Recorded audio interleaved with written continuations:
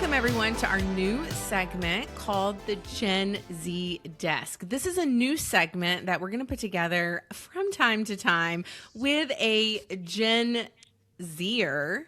So official if you are Gen Z, an official Gen Zer, and the purpose of this, Rick, the purpose of this segment is really to give our listeners who are probably not Gen Zers, we're going to give them some translations of Gen Z language and tools and norms and their learning, and what does low effort mean to them, and what does technology and learning mean to them, and we're going to learn some vocabulary. When you say that it's for our listeners to understand Gen Z, isn't it that we're just trying to feel cool? No. In the next generation. No, because here's the thing, even if we try to be with the in crowd of the Gen Zers, we are going to fail and fall short every single time. And it's just because the generations, every generation is like that. Remember, as Gen Xers and millennials, Zennials, we did not think our boomer parents, for example, were cool in any capacity, even if they tried to be cool. And so I think that's what the conversation. I feel like trying to be cool is less cool than actually just not trying at all. Welcome, everybody. Our very first host of the Gen Z Desk is none other than Jace Poncio. He has parent permission to be here. He's also been known as Super Jace Poncio, which we can talk about. He hates that. He hates that he has a digital trail where people, especially his classmates, can still see pictures that I posted. This will be a topic we will cover. But today we're going to learn a couple of things that Jace wants to teach us. We're going to talk about 2 words that Rick and I do not know the words. And it is just hysterical trying to talk to a Gen Zer, because it's like our brains already, as neurodivergents, we are already overthinking everything. And then they throw a word in that we think means one thing, but they have made it mean something completely different. So we're going to talk about that. We're going to talk a little bit about technology. And then I think Rick has 1 or 2 other questions. So I think we should get started. What do you say? Jace, welcome. Yeah, thank you. Thank you for having me here. Can you give everybody just an overview of maybe just yourself? Tell them. You know what? Just to keep it simple, Jace, tell us about yourself. Well, I was going to give him some direction, but okay. No, let's just open it up. This is going to be good. We're nearly 3 minutes into this, and you've done nothing but talk. I was going to point that out. Intro this. You told me to intro, and now you're criticizing me for introing. Okay, you know Jace, what? We don't have to do the intro again, because I'm going to be here the next time. So this is going to cut that down to like maybe 20 seconds. So hello, everybody. I am here to talk about, of course, the segment that was just explained, but I'm going to give a quote-unquote insider scoop on this whole ordeal, which thank you, Mother, for introducing me. I'm so glad to be here. It was such an honor. What do you like to do, Jason, in your spare time? What do your friends like to do? What are you on right now? You're not even on a laptop. Rick and I are on laptops. What are you using to tune in to this podcast? I'm using my phone because my fan makes a very loud noise if I keep it open for too long. But don't you think your phone is that is what you guys are using for everything, right? Games and phone calls and podcasts. So I guess just give us go ahead. No, I'm sorry. It's not. Come on. No. You go first. No. Okay. Well, the reason phones are so used, especially a lot, is because they're an easier thing to use than, let's say, writing an actual letter and then sending it to a house, which already in itself is kind of, it depends where you are, but for, let's say, our drive to Owen's house is like 7 minutes, so sending a letter there is pointless, because 1, we can drive, and 2, a phone can easily send a text within like 2 seconds if you have the actual good signal. This generation doesn't know what they've missed out on with letters. That's what I will say to that. Okay, buddy. Living on phones. The one thing I do find funny, though, is the fact that Tish was explaining about the phone and was like, you do so many things. You game on them, you message, you have phone calls, and I'm like, that's the whole point of a phone. It wasn't always. It wasn't always. You'd be a very good Apple advertiser. Phone. I'm representing Gen X here. I didn't play video games on my phone. But you had used it to make phone calls. Because your phone had 2 holes and one was to talk and listen through. I mean, technically yours probably does too. So, okay. Well, let's go ahead and let's speed into the 2 words. We have 2 vocabulary words for everybody listening. These are, as Jay said, the insider scoop to the Gen Z language. Hey. So what is the very first word, Jace, that you would like to teach us? Well, the first one probably would be unk. Which So can you spell that for us? Unk. UNC. Okay, and what is it short for? I guess it's short for uncle. I guess. That's what I was thinking, because I was a bit worried. Is it something from the Flintstones? Or... We don't like to assume, though. See, that's the thing, is we're assuming, and I'm trying to just clarify. Okay, so unk, the word is unk. It's spelled UNC, short for uncle. Now, how would we use this word? Well, how would we use this word? How would you, as Gen Z, use this word in a sentence? Well, it's not really something you want to say to like a random person on the street, because you probably not a good idea if you want to, be a kind human being. Is it fighting words? So I'm not going to say it to a stranger. They're going to beat me up if I say it. Well, they're not going to beat you up. You're not cursing at them. Basically, if you used it in a sentence, it's just calling someone old. Like relatively calling someone old. Okay, is that why you say that to Tish every single day? Yeah. Okay. Let's use it in a sentence, Jace. Can you think of a sentence that you could use it in, or that you and your friends talk to each other? You're using this word as you're, conversing. I mean, you could use it in a wide variety of sentences, but if you want the most common one that I use, then that would be I could do that. Okay, that'd be great. Dang, he's unk. Okay. Wow, he's unk. Wow, he's unk. Now, what is the he in this story? What is the he doing? They are unk. Okay, well, what are they doing, I guess, for you to... Well, it's kind of difficult to explain, because, That's why you're here. Yes, exactly. So think of it like... Did you have, stuff that would... happen at the playground if you were in elementary school that you would always play or suggest to play, or have I would always phrases or words? Chase. Yeah. So if you, let's say that happened prior and then go forward 20 years, but you're younger than that person. So let's say your parent said, "Hey, let's play chase." You'd call them unk. Oh, because nobody's actually playing chase on the playground these days. Is that what you mean? No one, or the name could get changed to a more fit word for it. So let's say, so if you played chase, would it be tag basically? Yes. So if someone called it chase, so let's say your parent, for example, you would call them unk because they aren't calling it tag. So because we're not using the word that Gen Z is using, we're not using the same language, that is what gets us labeled as unk. Sure. Or if you're referencing an older piece of media or music, or just give me an example. old trend. Okay, behind you is some records. Mm-hmm. So if someone's favorite movie, I guess, for example, would be The Breakfast Club, and they're I watched it when it came out, you'd call that person unk because that movie is old. And then, let's see. Okay, well, I need to find the right one. So let's say this, for example. This album came out in 2018. What is that? Show us on the. There's people actually viewing on the video. What is this album? This is an album by Travis Scott. Got it pre-Christmas because it's so cool. Bought it by my money. Okay. So this album came out in 2018, and as you would know, people who were born in 2018 aren't very old. Okay, so, they're Gen Alpha, right? Yeah. Yes. Okay.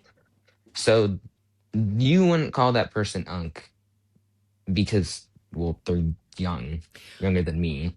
What I'm hearing you say is anybody who is over the age of 18 or 20 gets labeled as unk. Well, not counting Avery, but Yes. No, Avery, your everyone sister. but Avery. Okay, Avery, No, his no, no. sister, Well, gets wait. special No, treatment. no, no. Wait. Counting Avery. Oh, Sorry. counting Avery. Okay, so So here's like what's. Go ahead. normal. Go ahead. Sorry.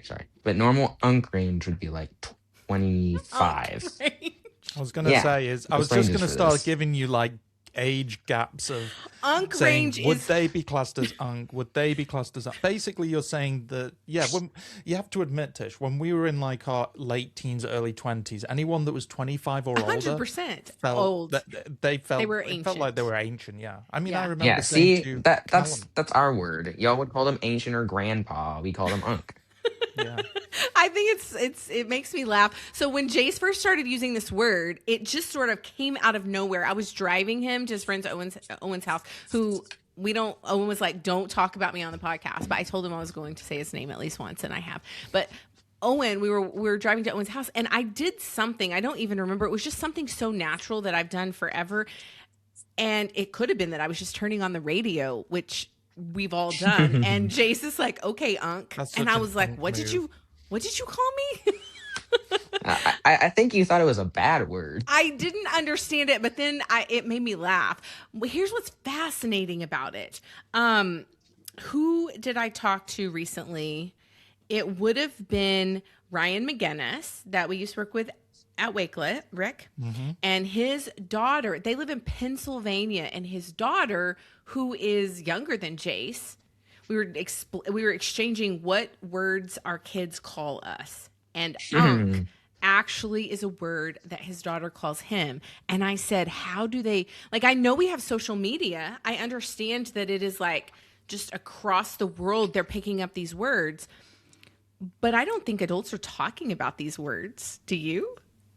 No, absolutely not, because They're not. They weren't before. Yeah. Yeah, they're weren't not previous flexing to their generations. friends. Like, yeah, my kid calls me unk. Well, Ryan and I do that actually. So Oh, y'all we do- flaunt to each other that You're your a kids special call you case. old. Yeah, we're a special case. Okay, so that's the first word. So our first word is unk, short for uncle. Well, Basically means well, that you're old. The age range. debatable. The age range is basically 20 and above. If you do things, you mention things, you reference things that are old. Yes? Relatively old.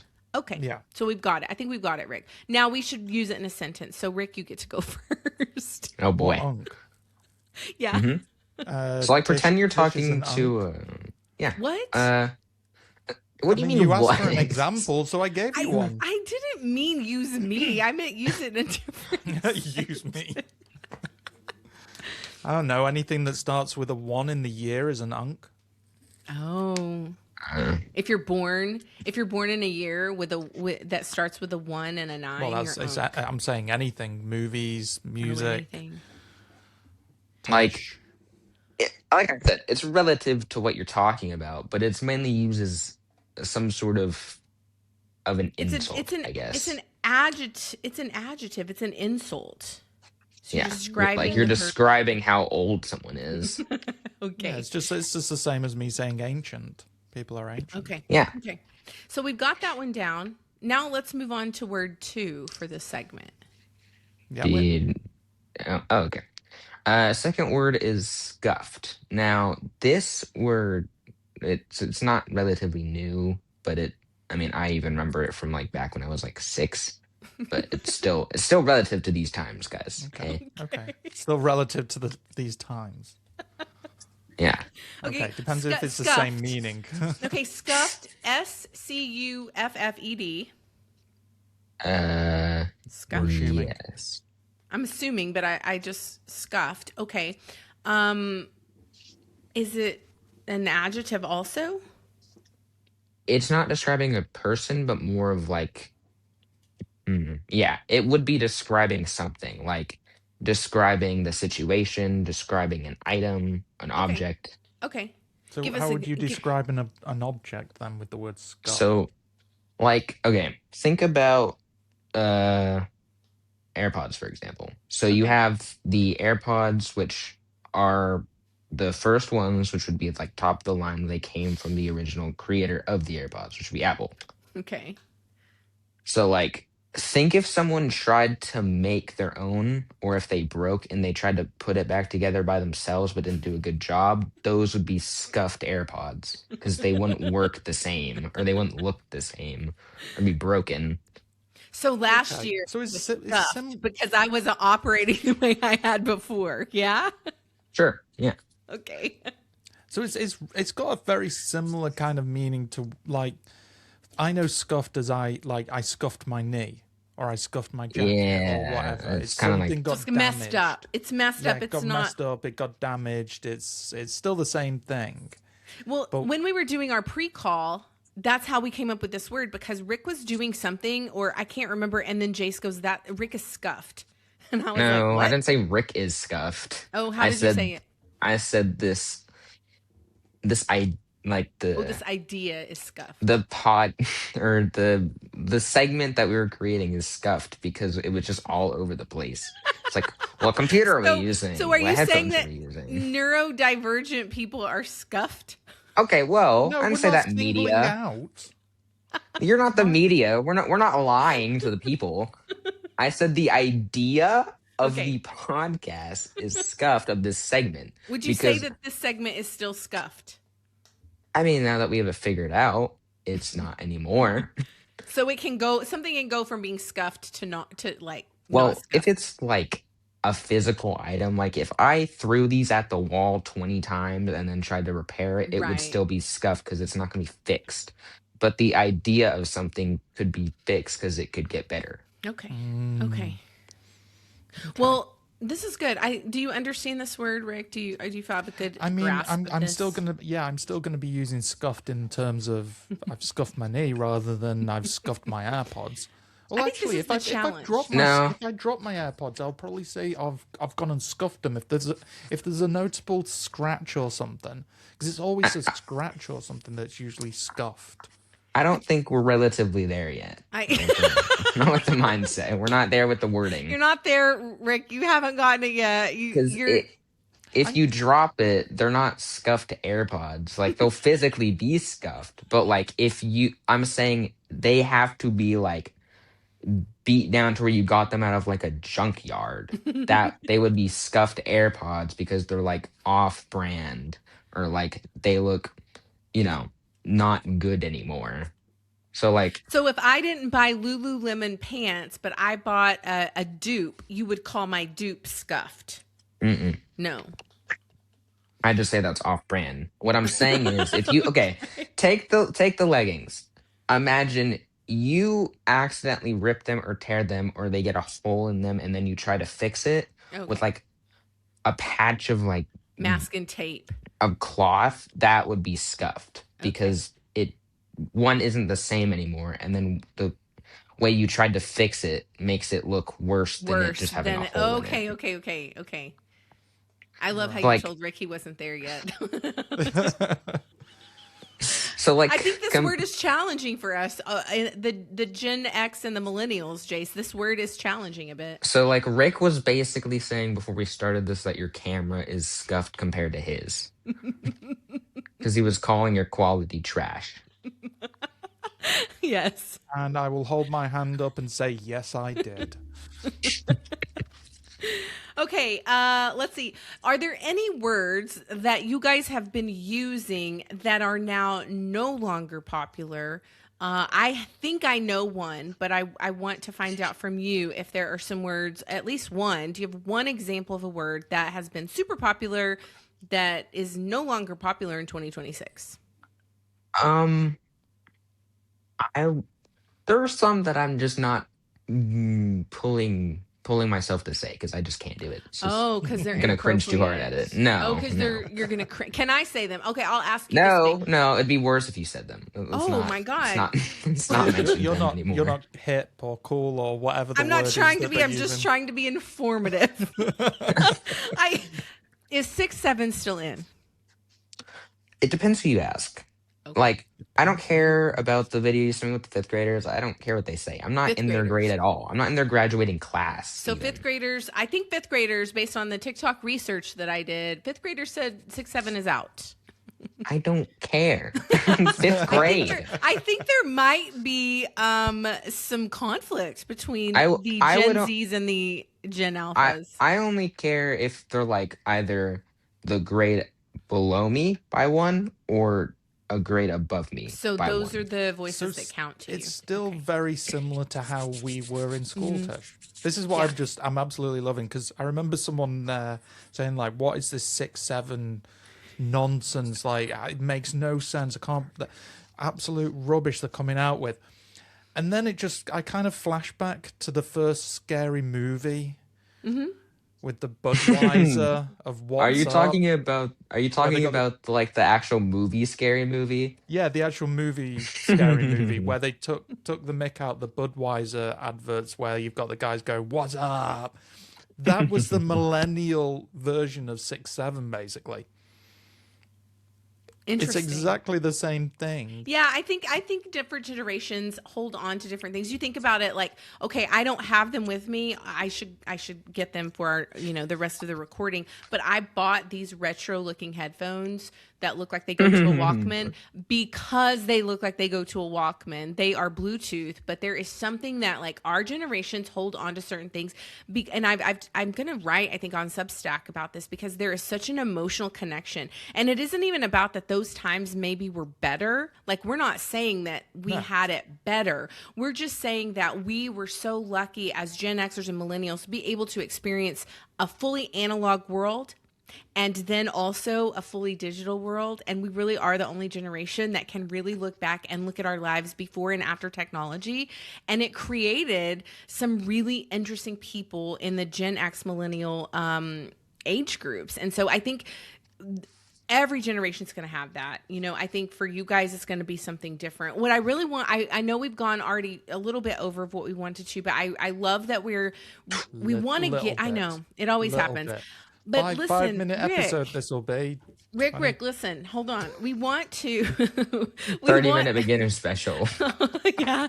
Listen, what we want to do, and the passion that I have always had, is to give students a voice. And I think that we don't do that enough. I think student voices, student leadership voices are drowned out by all of the adults arguing and bickering and debating and being opinionated. And I think we wanted to do something that elevates students, and we wrote a book. The whole purpose and message of that book was to give students a voice. And I thought, what a great way to do that. Jace can join us as his schedule allows. He has his own agent. So if you need him for any other performances, please reach out. We really pushed the budget for this episode. Really did. We really, really did. And eventually he'll go on to bigger and better things, and we'll still have the Gen Z desk. We'll still bring some people on. But I think what we really want to do is we really want to give you also, the listeners, insight into how they are thinking. And that's really what it is. We want critical thinkers. And in order to help them be better critical thinkers, we have to also ask them questions and be curious to understand how they are thinking. So I want to know, Jace, what makes a class to you feel boring or engaging? Okay, I'll go back to 5th grade actually, because that was, I feel like all of my grades have been pretty fun. That was a COVID year though, right? So is it fair to use a COVID year as... Well, I'm still in virtual, so it's the same thing. You still do virtual, I know, but I don't want you to think about necessarily the virtual in-person. Like, I want you to think about when you're engaging in that class, when you go to the class, when you're doing the assignments for the class, when you're engaging with the teacher or the peers. So in general, what makes it boring? Yeah, what makes something boring and what makes it engaging? Like, we want to share your message with teachers. What are some simple things that they can do to make the class less boring and more engaging or more accommodating?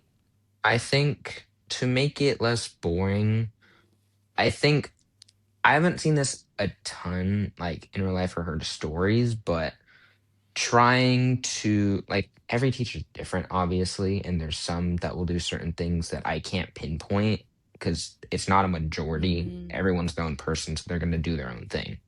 I'd say things to stay away from is try and use, like, that slang over the top. Like, I've seen some teachers try and use it every once in a while during a 1 hour class, and it just kind of gets repetitive or just annoying if they try too hard. Like if a teacher tries too hard to be like their class or their You mean classroom. like be the fun teacher? Over the top being a fun teacher? Depends what fun, because there's different types of way to be a fun teacher. A fun teacher isn't being like stern or strict, but still being fair. So like a strict teacher, in my opinion, would be someone who doesn't allow any fun, doesn't allow any questions to be like asked if it's not completely on topic, if they want students to do an assignment one certain way and not get the answer any other way. And if they are late by like a day to turn in the assignment, then they grade it like dock 30 points. I feel like a fun teacher would be allowing students to have that time for at least a day or two, because I feel like you can get a missing assignment done within a day or two if you're really focused on it and really care. Not docking those points until it, like if there's a valid reason why they couldn't do it, or give them something fun to do, like even within the assignment, like a reading section that would go along with like the actual yeah, sorry, throat dry. But the actual assignment, because I think adding a little bit of fun to like a geometry paper or like a test is really nice. Giving them the ability to go to the bathroom, of course, with raising your hand, because walking out the door. Well, so I don't know, Rick. Do you have a question? I have a question, and I just thought of it, so I don't want to overpower. If you have a question for Jace. Well, I mean, I'm now realizing that I can't force just saying scuffed every single time. Yeah, you can't do that. Yeah, but I think I agree with what Jason said, that you can recognize when someone is trying to be, in quotes, cool or hip or in with the times or whatever it might be. But what you've just illustrated is you can go really strict or try to be in, but going for that fair approach right down the middle is that balance, because you're not trying to force either one, but you're also making sure that there is a consistent healthy classroom experience. Yeah, which is really good. I would really love to know, Jace. Rick and I like to do lots of hot takes and get on our soapbox about things, and I want to know if you have a hot take about learning or education or technology. Is there something that you feel so strongly about that just makes you want to stand up and like just be on your soapbox talking about it with anybody who's in the room? I'm not really. I think I would be more angry at like how a teacher would react, or how they do things, than the actual material that they would produce. Like, so are you saying like on a human level, like your hot take would be that, like I feel like nothing's wrong with like material that schools produce. Like even when I was in brick and mortar, I had no problem with how they produce like schoolwork. I think the teacher really makes or breaks how you do in that class. okay, that's good. How do you feel about phones being banned from the classroom? Are you talking like the law in Texas specifically? Sure, you or can just talk about in that, or general? just in general. Like there are some parents who are really lobbying to have no one-to-one devices in schools, even school issue devices. And so I'm really interested in your thoughts. This isn't something that you and I talk about even on a daily basis. This is a great place to kind of share. How do you feel about banning phones in school? And in that same regard, how do you feel about maybe the schools taking devices, one-to-one devices, completely away? I think it really depends on the person as well, because someone could realistically be using it to genuinely focus or concentrate because they're listening to music or a podcast or just white noise to help them focus in a loud classroom environment. Because I know that can also be an issue for some students. Me. And some of them will just do it to distract themselves, to play games, or just to waste time. Sure. Like it depends on the person, but I feel like most people who really need it or they could even give them like, I don't know.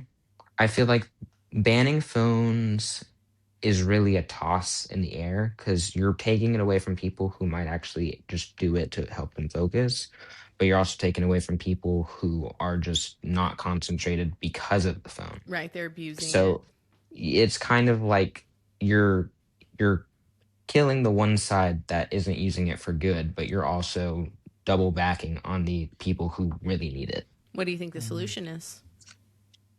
I mean, I guess I think the solutions availability depends on the school district because like I would, in my personal opinion, I would let them open like specifically like I would unblock like music apps like Spotify or Apple because you can listen to white noise on there in podcasts and music as well. And that's an interesting idea, actually. And I've never thought about that. I use music in my classroom. Music is like really, really good for neurodivergent students. Not all students, but some students really, really perform better. And I use that in my classroom. But it's interesting as you were saying that. I wonder if one of the solutions for that would be, and I don't even know if districts are doing this, but like a district approved Spotify account where there are specific, like, you know, different versions of playlists for students who really need that. I don't know if that even exists, but I think that's a great compromise. Or you could give them, or you can make specific student accounts. And again, I don't know if this is possible either, but block the playlist or like don't allow the inappropriate versions of music to be. Yeah. Well, I mean, I don't feel like that's as big as an issue, but I do think they could do that.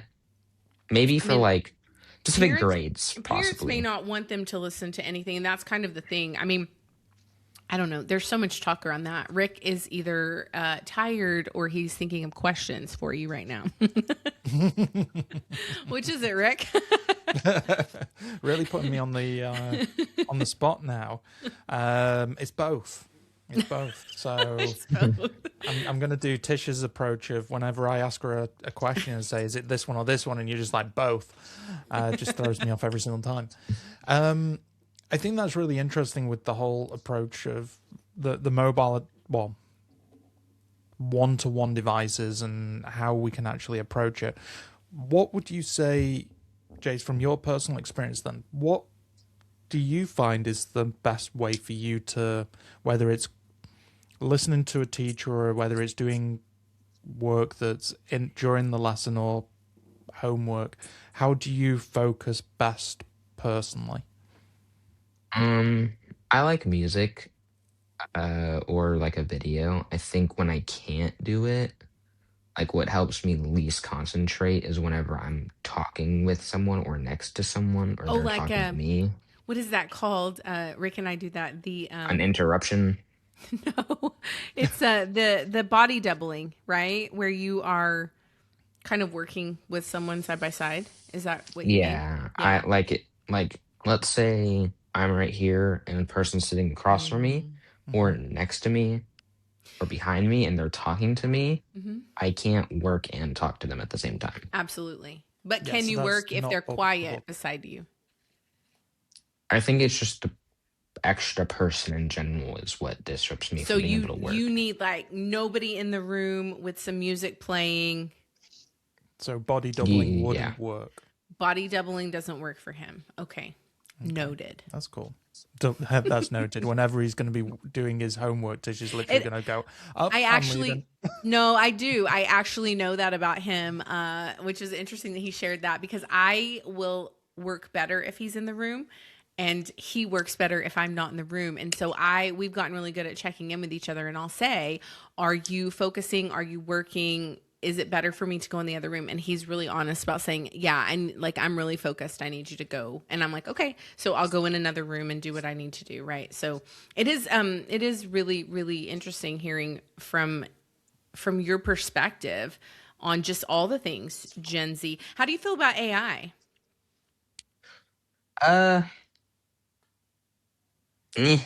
I knew you were going to say that. Okay, tell us. I was literally just like, he's going to go, nah.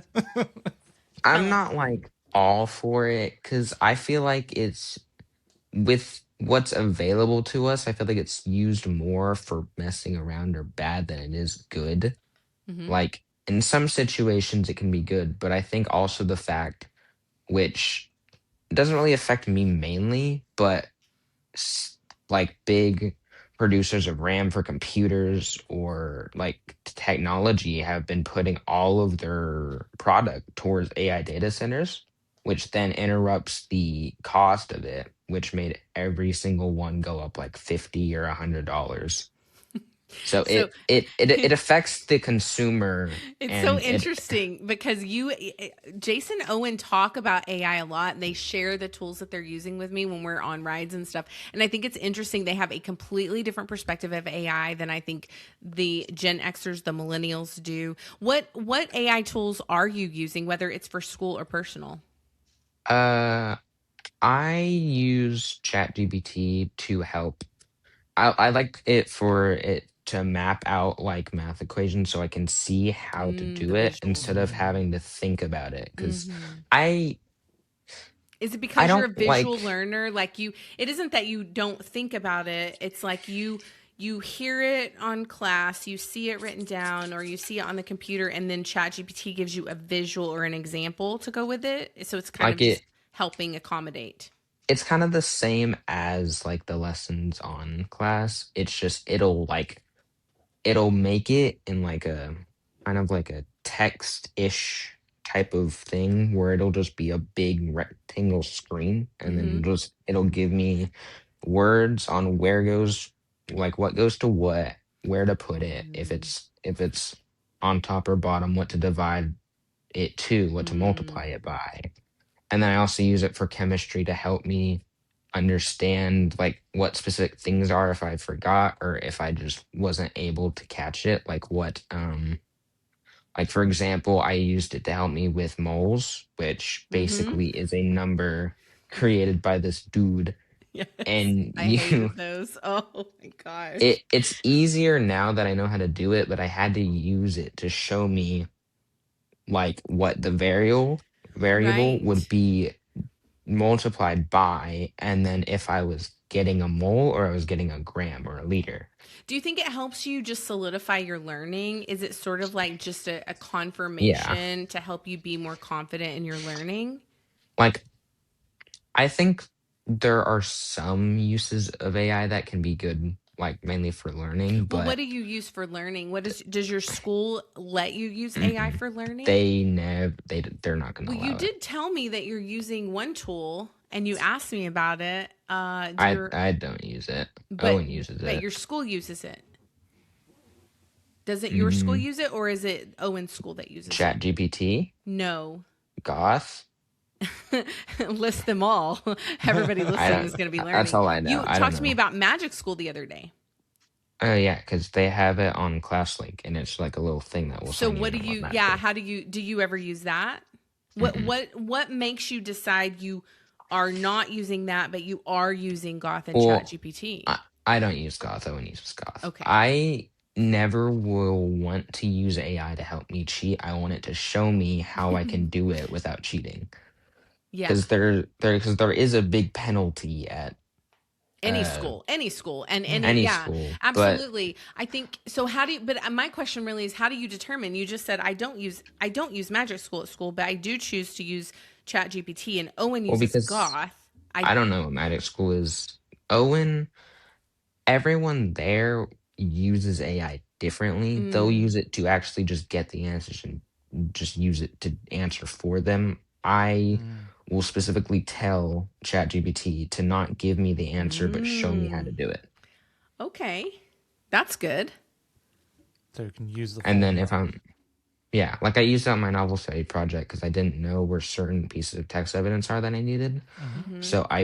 So I took a picture of the cover of what my book was, and I asked it in this specific version, where could I find this? So you'd already And read the book. You just had difficulty recalling where those pieces were in the book to be able to write your yeah, paper. and then I used it to help me find evidence that maybe I didn't see or didn't catch, or a page that I might have forgot. Mm-hmm. So it's helpful for that. And I think me not wanting to use it to cheat also just helps my consciousness know that I didn't cheat and that I actually did the work. 'Cause I do try So to you're not saying get that you're saying to use penalty. ChatGPT or any AI tool and have a value when you like a personal value when you are using those tools. Is that what you're saying? Yeah. Like not everyone's gonna have those same values. Like, Mm-hmm. I don't want to cheat on this. Like, some people will willingly. I'm just saying that that's with I anything. don't, because I don't want to get like, In the habit of it. because I remember it was seventh grade. I was writing a paper for history, and I had gone on the site because it was a research paper. I had copied more than like 2 paragraphs, and you got mad at me for it. So then I just I stopped love how trying to we're cheat airing on out it. our family discussions here. Yes. And why? I mean, talk about why. You copied it and put it in a paper. As a former English teacher, as a person who advocates for digital citizenship and information literacy, of course, we are having those conversations in my house. We are discussing why that's not okay, and we're discussing what's the solution to come up with the answer, right? Well, because I had nothing like really else to work off of when I looked up the subject I was doing. Like, when I looked up what I was doing, it didn't show me anything. So the only source I could find was that, and putting it in separate words would have been hard because there are specific words that would need to be there for the teacher to understand that it was actual evidence, instead of me just spewing out random stuff. Like, what was it? Like, I could only change like get out of here. I'm sorry. I know. I'm wrapping us up because we've gone 40 minutes, and I started thinking, you know what? This is great because we've gotten a lot of answers from you as far as like technology and AI and kind of what you're utilizing, but it's been good to introduce the Gen Z desk. And what we're telling Jace now, I guess live on the air, is that we're going to let him have creative directorship in kind of what the segment becomes and what he shares. And I mean, hold on, Tish, before we start doing that, we need to speak to his agent, because that might up the budget, and I don't think we've got enough budget for that. Well, since I'm unless you can do a deal with the agent. Since I am in both roles. No, I'm kidding. No, I do think we really want you to be thinking about what you want to share, how you want to engage with the audience that's listening, and really just give you space to kind of create and share your ideas and teach us how to show up in the world that will soon be led by Gen Z. So do you have any last words, Jace, for our listeners? Anything you want us to remember before the next segment? No. That's about it. That's it for me. Okay. Typical Gen Z approach. Well, thank you, Jace, for being with us today. We greatly appreciate your time, efforts, and energy. You're welcome. I am glad to be here. Amazing. And I think I think I can speak for Tish on this one, that this 5-minute little segment that turned into a 45-minute episode will now become the new. Yes, it is. Don't disagree with me here, because at the same you time, want complex answers for complex questions. Okay. We originally said, if this is your first time listening to this podcast, Tisha always said we need to keep the episodes to 20 minutes to 30 minutes max. Our shortest episode is 45 minutes, and our longest is an hour and a half. So low. I am so sorry. I mean, honestly, are you insulting our listeners, Ryan? I apologize for Tisha's actions. We will be writing a formal apology after this episode goes live. That's Tisha's responsibility. So, but we will only post We'll post the apology on Twitter, so it gets more traction, guys. Yeah, we're not going to do it here. It's not going to be in our words. We're going to write it on ChatGPT. You're not hearing it from us. No, absolutely. It's just that, it's hard for me. I did want it to be shorter, but I think all of our guests that we've had on, the whole goal of this podcast is to give people a platform, a voice to tell their story, to tell their perspective, to tell their opinions. And I think, if it's 45 minutes, if it's an hour, if it's an hour and a half, we want to give people that time. They may never have been able to share what they. Is it like how it's in your car where you have the clock set to 6 minutes forward? Does that qualify me as unk?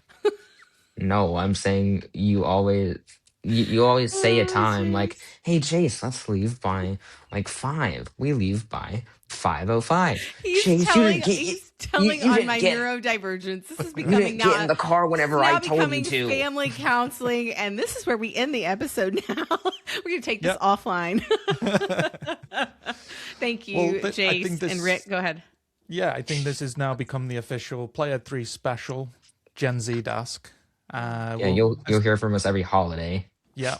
As Tish mentioned, it will be a every so often kind of episode. Obviously, we're working around Jace's very busy schedule because he is the busiest out of the three of us.